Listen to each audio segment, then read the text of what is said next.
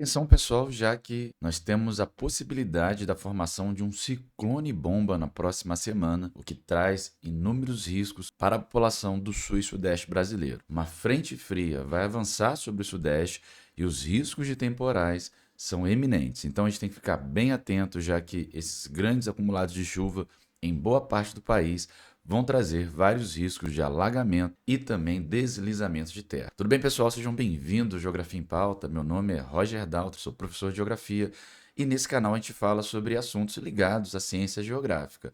Na pauta de hoje vamos falar sobre a previsão do tempo para os próximos dias nesse início do mês de novembro. Bora dar uma olhada porque nós temos risco severo da formação de um ciclone bomba e isso pode trazer situações bem delicadas para o nosso país. Vamos dar uma olhada então na previsão do tempo para os próximos dias. Pessoal, após uma sequência de dias chuvosos, o Sudeste deve ter novos temporais nesse final de semana, já que uma frente fria avança pela região e vai manter o tempo instável nos próximos dias. De acordo com o Climatempo, o sistema também vai canalizar umidade vinda da Amazônia, trazendo chuva para uma extensa faixa de terra que vai desde o Amazonas, passando por todos os estados do Centro-Oeste e também chegando ao Sudeste brasileiro. O Instituto Nacional de Meteorologia, o INMET, aponta a possibilidade, inclusive, de formação de uma zona de convergência do Atlântico Sul. Já no sábado, a gente vai ter temporais no Rio de Janeiro, no Espírito Santo, em Minas Gerais, em Goiás, no Distrito Federal, no Tocantins e também em Rondônia. Em São Paulo, onde os temporais causaram alagamentos na última sexta-feira, principalmente na Grande São Paulo,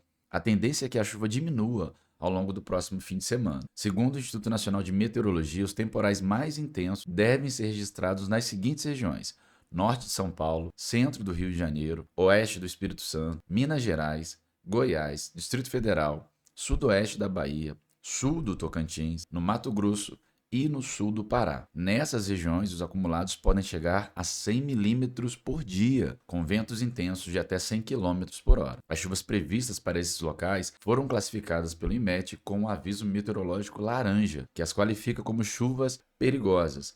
Na região serrana do Rio de Janeiro, há um aviso meteorológico vermelho de grande perigo para o acumulado de chuva nos próximos dias.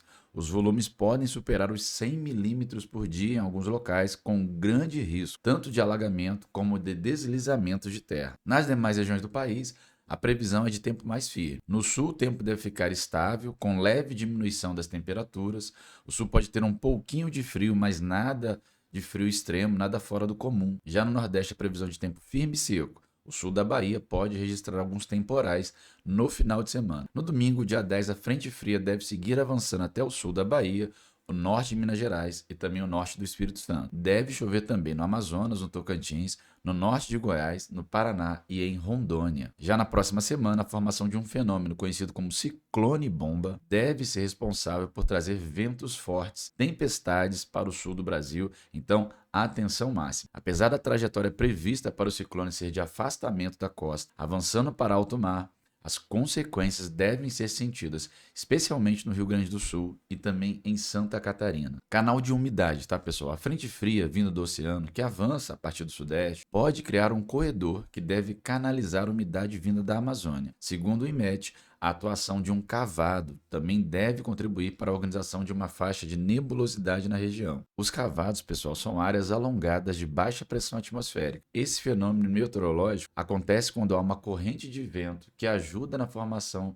de nuvens de tempestade. Esse cenário é potencial para a configuração das chamadas zonas de convergência do Atlântico Sul, as ZACAs. Segundo o Instituto, para que estabeleça-se as ZACAs, é necessário que o canal de umidade persista por ao menos 4 dias consecutivos. A zona de convergência do Atlântico Sul se caracteriza por uma extensa faixa de nuvens que normalmente vai do norte ao sudeste. O sistema é responsável por manter o tempo instável nessas regiões, gerando acumulados consideráveis de chuva. Já o ciclone bomba. Após dias de tempo instável e chuvas fortes, os meteorologistas alertam para a possível formação de um ciclone bomba no oceano na próxima semana. Um ciclone bomba nada mais é do que uma área de baixa pressão atmosférica, no caso, um ciclone extratropical que ganha força muito rápido. Por ser um fenômeno de rápida formação, a tendência é que seja um ciclone muito forte, mas os efeitos dependem da distância entre o ciclone e o continente. Os modelos indicam que esse ciclone tem uma trajetória, um afastamento do território brasileiro, ou seja, não vai passar necessariamente pelo país. Apesar disso,